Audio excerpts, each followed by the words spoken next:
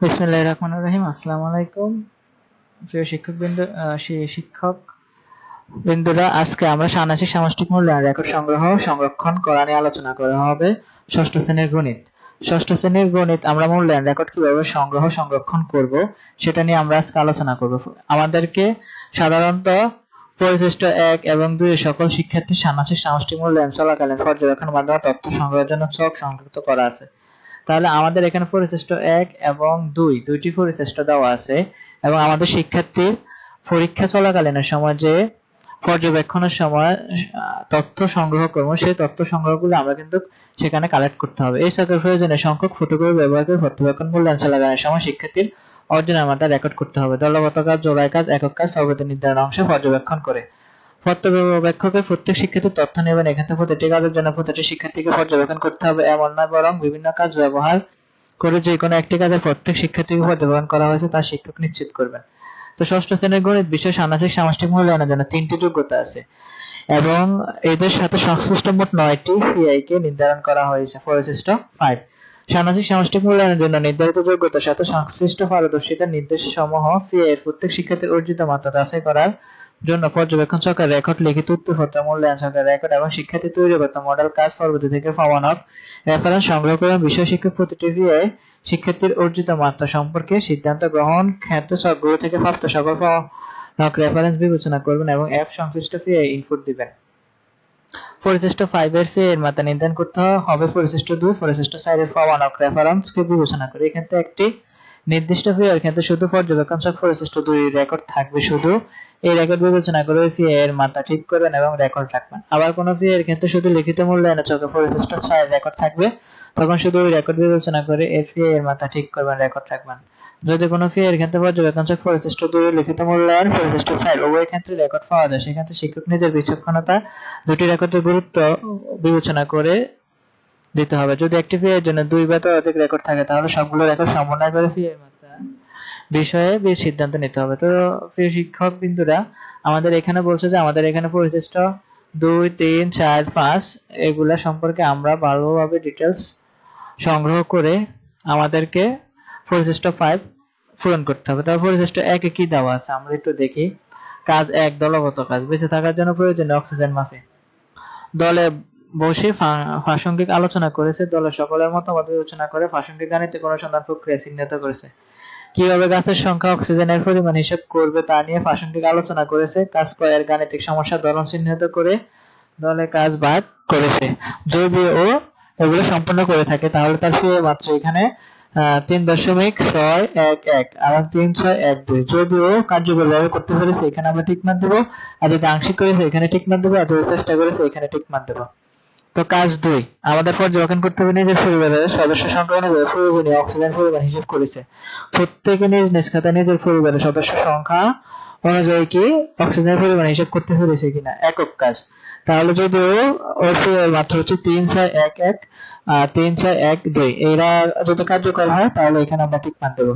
আর কাজ 3 আছে যে জোড়াই কাজ, কাগজের অপচয় কমায় গাছ বাঁচায়। সমস্যা সমাধানের জন্য দুইজন প্রাসঙ্গিক আলোচনা করেছে, কাগজের অপচয় করার জন্য প্রয়োজনীয় হিসাব চিহ্নিত করেছে। যদি করে তাহলে আমরা এখানে টিক মান দেবো যে কোনো একটার মধ্যে। আর পরবর্তীতে তারা যে প্রক্রিয়া সমস্যাটি সমাধানের কাজ করে শিক্ষকের আনা পোস্টার, ব্যবহার, সংখ্যার দাম এছাড়া জন্য আর কি বিকল্প হয়ে থাকতে পারে তা জোড়ায় কাজ করা শিক্ষার্থীকে জিজ্ঞেস করুন। কাজ 4 হচ্ছে দলগত কাজ, গাছের যত্ন করে বিশুদ্ধ পরিবেশ গড়ে সমস্যা অনুযায়ী গাণিতিক সমস্যা সমাধানের পরিকল্পনা করেছে। সমস্যা সমাধানের জন্য বিকল্প প্রক্রিয়া চিহ্নিত করেছে কি, তো প্লট নির্বাচনের জন্য গাণিতিক অনুসন্ধান প্রক্রিয়া দলগত আলোচনার মধ্যে সিদ্ধান্ত গ্রহণ করেছে। দলের সদস্যরা প্রাসঙ্গিক যুক্তি প্রদান করেছে।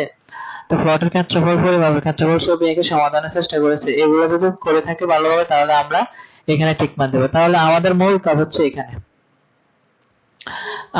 কাজ হচ্ছে যে পর্যবেক্ষণ পরিশিষ্ট 2 পর্যবেক্ষণ রেকর্ড সংরক্ষণের ছক। প্রতিটি শিক্ষার্থী প্রতিটি কাজের জন্য উপযুক্ত করে টিকা দিন। তাহলে এখানে আমাদেরকে সর্বপ্রথম হচ্ছে পর্যবেক্ষক নাম বা শিক্ষক, আমাদের এখানে পর্যবেক্ষক টিচারের নাম লিখতে হবে। এখানে আমাদেরকে পর্যবেক্ষক টিচারের প্রত্যেকটা পর্যবেক্ষক টিচার 1 থেকে 20 জন করে দেওয়া আছে। যেহেতু আমাদের এখানে 1 থেকে 20 জনের তালিকা আছে, তাহলে আমরা আরেকটি ফটোকপি ব্যবহার করে এখানে আমরা যেহেতু আমাদের প্রত্যেকটা ক্লাসে স্টুডেন্ট 40 বা 50-60 জন যদি থাকে, তাহলে আমরা এখান থেকে 3টে কপি নিয়ে নেব। 3টে কপি নেওয়ার পরে আমাদের এখানে কাজ এক দলগত কাজ, সে কি কার্যকর করে ফেলেছে না আংশিক নাকি চেষ্টা করেছে। কার্যকারী হলে এখানে আমরা টিক মার্ক দেব। আর কাজ 2 একক কাজ 2, এখানে আমরা যদি কার্যকর দেব, আংশিক থাকলে আংশিকই দেব। এইভাবে আমরা কাজ 3 এর মধ্যে আংশিক চেষ্টা কার্যকরী করেছে কিনা আমরা এইভাবে টিক মার্ক দেব। এখানে আমরা কার্যকরী করেছে টিক মার্ক দিতে পারি, এখানে চেষ্টা করেছে টিক মার্ক দিতে পারি, এখানে কাজ চেষ্টা করেছে টিক মার্ক দিতে পারি। এইভাবে আমরা 20 পর্যন্ত পূরণ করার পর আরেকটা ফটোকপি ব্যবহার করে আমরা সাধারণত কি করব, এইখানে যেহেতু 1 আছে, 1 এর পাশে আমরা 2 বসিয়ে দিতে পারি, তাহলে এখানে আবার 2 বসিয়ে দিতে পারি। তো 21, 22, 23, 24, 25, 26, 27, 28, 29, তাহলে এটাকে 3 বানিয়ে দেব 30, এটাকে 3 বানিয়ে দেব 31। এইভাবে আমরা 40 পর্যন্ত দিয়ে গড় তৈরি করে আরেকটা ফটোকপি ব্যবহার করে আমরা রেকর্ড সংরক্ষণ করতে পারি। তো এখানে আমাদের পরিশিষ্ট 2 শেষ হয়েছে। আর পরিশিষ্ট 3 আমরা কিভাবে করব? পরিশিষ্ট 3 হচ্ছে যে খাতা লিখিত উত্তরপত্র মূল্যায়নের ছক। আমাদেরকে কিন্তু যে পর্যবেক্ষণগুলো করতে হবে সেগুলো হচ্ছে যে কাজ দলগত কাজের কয়ের গাণিতিক সমস্যার ধরন চিহ্নিত করেছে, সমাধান করেছে। তাহলে এখানে মধ্যে আমাদের পারদর্শিতা নির্দেশক হচ্ছে গাণিতিক সমস্যার ধরন চিহ্নিত করে সমাধানের পরিকল্পনা করা। তো এখানে যদি এর মাত্রা হচ্ছে 3, 6, 1, 1 কার্যকর করে ফেলেছে হলে সমস্যা সমাধান পরিকল্পনা তৈরি করে যুক্তিক কারণ ব্যাখ্যা করে, যদি ব্যাখ্যা করে আমরা কার্যকর দেব। আর যদি সমস্যাটি ধরন অনুযায়ী সমাধানের পরিকল্পনা কিন্তু তা সঠিক ব্যাখ্যা করে না, তাহলে আমরা এখানে আংশিক দিব। আর গাণিতিক সমস্যা ধরন চিহ্নিত করে সমাধানের যে পরিকল্পনা করেছে তা পর্যাপ্ত যথাযথ নয়, তাহলে চেষ্টা করেছে এখানে দেব। তাহলে আমাদের পারদর্শিতাগুলো এখানে। তারপরে সমস্যা সমাধানে একাধিক বিকল্প প্রক্রিয়া চিহ্নিত করা। একাধিক বিকল্প যদি চিহ্নিত করে থাকে তাহলে আমরা কার্যকরী দেব। আর সমস্যা সমাধানের জন্য একাধিক বিকল্প প্রক্রিয়া থেকে একটি প্রক্রিয়া যুক্তি সহ বেছে নেওয়া। একাধিক প্রক্রিয়া থেকে যে কোনো একটি যদি বেছে নেওয়া হয় সঠিকটা, তাহলে আমরা এটাকে একাধিক বিকল্প উপায়ে সমস্যা সমাধান করেছি এবং সমাধান ব্যবহৃত প্রক্রিয়াগুলো উপযোগিতা, তাই সে মধ্যে অধিকতর উপযোগী প্রক্রিয়াটি যুক্তি সহ ব্যাখ্যা করেছে। তাহলে আমরা এখানে টিক মার্ক দেব। যদি এটা হয় তাহলে আমরা এখানে একটা টিক মার্ক দেব। এভাবে আমরা সিআই ভিত্তিক যে পারদর্শিতা সেগুলো পরে আমরা আমাদের পরিশিষ্ট সাইড পূরণ করতে হবে। তাহলে আমাদের লিখিত উত্তরপত্র দেখব এবং কি আমরা এখানে নাম্বারিং করব। আমাদের খাতার মধ্যে কোনো নাম্বার করা যাবে না। যদি সে কাজ এক দলগত কাজ যদি সুন্দরভাবে করতে পারে তাহলে এখানে আমরা ওকে টিক মার্ক দেব। আর যদি চেষ্টা করে একটু কম পারে তাহলে এখানে, আর যদি সে না পারে তাহলে এখানে আমরা টিক মার্ক দেব। এভাবে আমরা এই ছকটা পুনরায় আমরা পূরণ করব। পূরণ করার পরবর্তীতে আমাদের হচ্ছে যে মূল কাজ হচ্ছে এইখানে,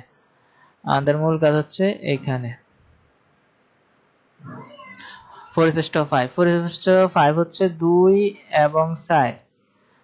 এবং 4 পরিশিষ্ট থেকে আমরা সাধারণত পরিশিষ্ট 5 ছকটা পূরণ করতে হবে। 2 ও 4 এর মধ্যে সে যদি আংশিক 3 বার বা চেষ্টা করেছে 4 বার যদি থাকে তাহলে তাকে আমরা ওই ফিআইটা এখানে দিতে হবে। এখানে সাধারণত আমরা ফিআই নং এখানে ত্রিভুজ, চতুর্ভুজ আর হচ্ছে যে বৃত্ত যে কোনো একটা দিব। কারণ হচ্ছে কিভাবে দিতে হবে, কারণ 2 ও 4 পরিশিষ্ট দেখে যদি সে কার্যকরভাবে 3 বার করতে পেরেছে তাহলে আমরা এখানে তাকে ত্রিভুজ দিব। আর যদি সে চেষ্টা করেছে 4 বার, সে কার্যকরী হচ্ছে 2 বার, এটা শিক্ষকের বিবেচনা করে আপনারা এখানে নাম্বার দিতে হবে। তো এইভাবে আমরা পরিশিষ্ট 5 পূরণ করব। পরিশিষ্ট 5 পূরণ করার পর আমাদের সম্পূর্ণ কাজ শেষ হয়ে যাবে। তার পরবর্তীতে আমরা নৈপুণ্য অ্যাপসে ইনপুট দেব। তার পরবর্তীতে 1 বছর পর ওদের ট্রান্সক্রিপ্ট বের হবে, রেজাল্ট বের হবে। আশা করি তো আপনারা সবাই গণিত কিভাবে সংরক্ষণ ছক করবেন সেটা সম্পর্কে ভালোভাবে বুঝতে পেরেছেন। সবাই সুস্থ থাকবেন, ভালো থাকবেন। আল্লাহ হাফেজ।